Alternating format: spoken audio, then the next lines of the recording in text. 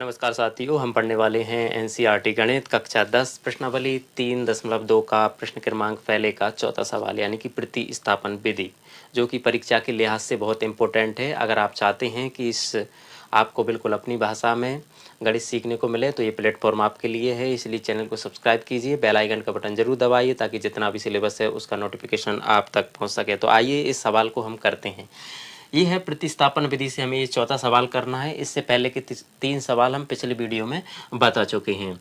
तो अब क्या है, अगर इसको दशमलव हटाना है तो थोड़ा सा इधर समझ लेते हैं हम कि इसकी दशमलव कैसे हटेगी, और फिर ये आसान हो जाएगा। तो माना कि ये क्या है, 0.2x प्लस 0.3y बराबर 1.3। ये है।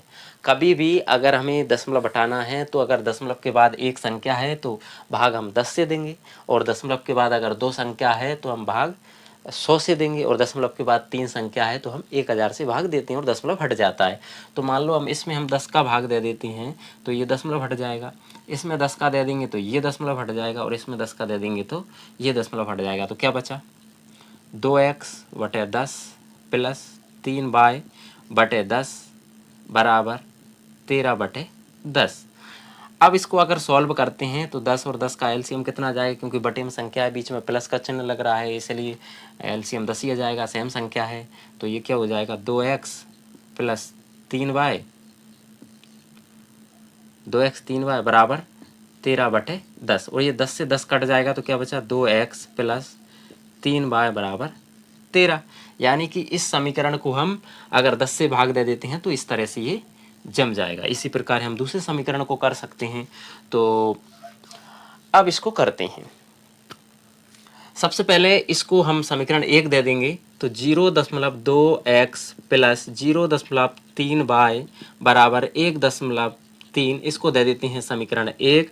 और इसी प्रकार 0.4x प्लस 0.5y बराबर 2.3, इसको दे देंगे समीकरण 2। अब हमने क्या किया था, यहाँ पर 10 से भाग दिया था दशमलव हटाने के लिए, तो हम लिख देंगे कि समीकरण 1 और 2 में, समीकरण 1 व 2 में 10 से भाग देने पर,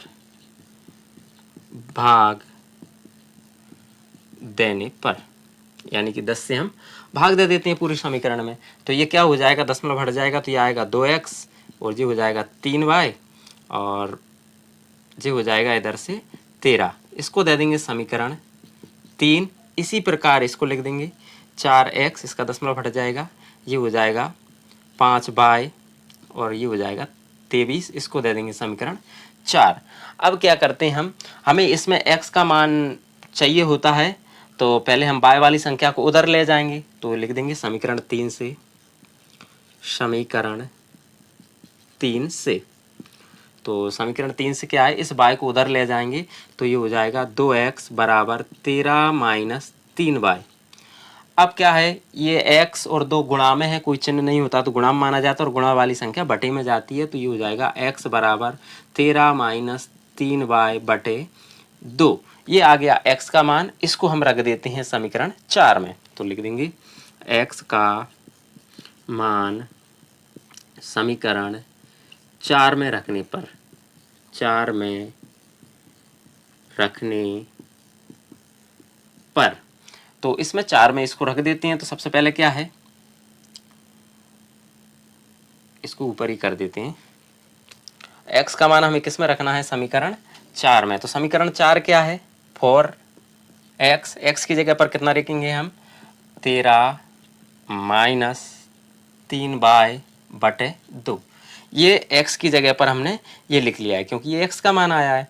अब उसके बाद क्या है, प्लस 5y, ये 5y का 5y बराबर 23, बराबर 23। अब क्या करते हैं, इससे हम इसको काट सकते हैं 2 से, 2 एकम 2, 2 दूया 4, यानी इस 2 का अब इसमें गुणा हो जाएगा, तो 13 माइनस 3y प्लस 5y बराबर 23। अब इस 2 से 2 गुणा हो जाएगा, तो 13 दूनी 26, और 2 3 6y प्लस 5y बराबर 23। अब क्या होगा, 6y में से 5y घट जाएगा तो कितना बचेगा, माइनस के 1y। इस 26 को उधर ले जाएंगे तो ये 26 हो जाएगा माइनस का। तो क्या हो जाएगा, माइनस के y बराबर 26 में से 23 घटेगा तो माइनस के 3 बचेगा, तो माइनस से माइनस कट जाएगा, यानी y बराबर कितना आया, 3 आया।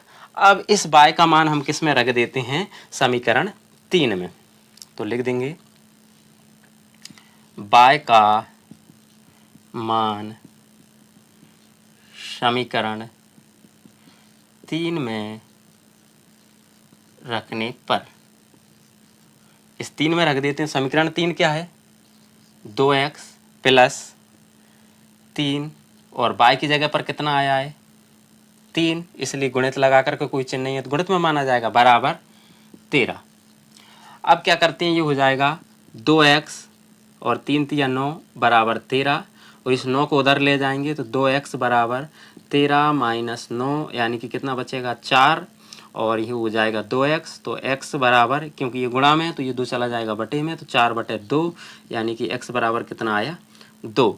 तो अतः x का मान कितना आया है, अतः x बराबर 2 और y बराबर 3, यही उत्तर है।